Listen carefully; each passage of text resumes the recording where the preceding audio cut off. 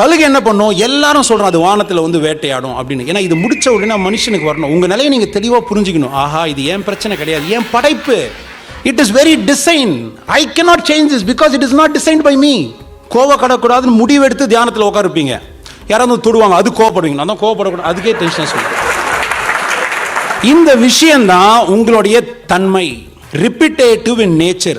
செய்ததை திரும்பவும் யோசனை இன்றி என்னை அறியாமல் என் மூலம் வெடிப்படுவதே மனதின் முதல் இயல்பு. Repetitive in nature. அப்போ அந்த ஈகிள் என்ன பண்ணுது?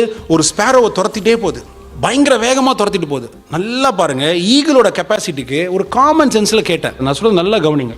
அந்த குருவி பறந்து போகுது, துரத்துறது யாரு? ஈகிள். படன்னு சில குருவி என்ன பண்ணும்? எஸ்கேப் ஆகி நெஸ்ட்ல போய் உட்காந்துரும். எங்க உட்காரும்? நெஸ்ட்ல. இப்போ யதார்த்தமா காமன் சென்ஸோட பதில் சொல்லணும். இப்போ அந்த குருவி நெஸ்ட்ல உட்காந்துச்சு. அந்த நெஸ்ட்ல உட்காந்த குருவிய இந்த ஈகிள் நெஸ்ட்ல உட்காந்து சாப்பிடுறது ஈஸியா? நாட் ஈஸியா? ஈஸி. ஆனா உட்காந்து சாப்பிடுமா? சாப்பிடாது.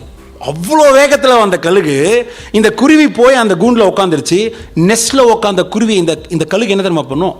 அதே ஸ்பீட்ல யூட்டர்ன் எடுத்து போயிடும். இப்போ இந்த குருவி படத்தில் இருக்குமா? ஐயோ கழுகு வந்துருமோ, டெய்லியும் ப்ரேயர் பண்ணுமா? பண்ணாத. ஆனால் இதுக்கு தானாகவே இறைவனின் வெளிப்பாடு பயமற்ற நிலையில் இருக்கும். ஏன்னா அதுக்கு சந்தேகமே வராது இறைவன் படைப்பு. அந்த குருவி தன்னோட கூண்டுக்கு போனாலே துரத்தின கழுகே தன்னை தாக்காதுன்னு சக்தி இருக்கும் போது, நீ இறைவனோட கூண்டுக்கு போனா உன்னை எப்படி மற்றது தாக்கும்?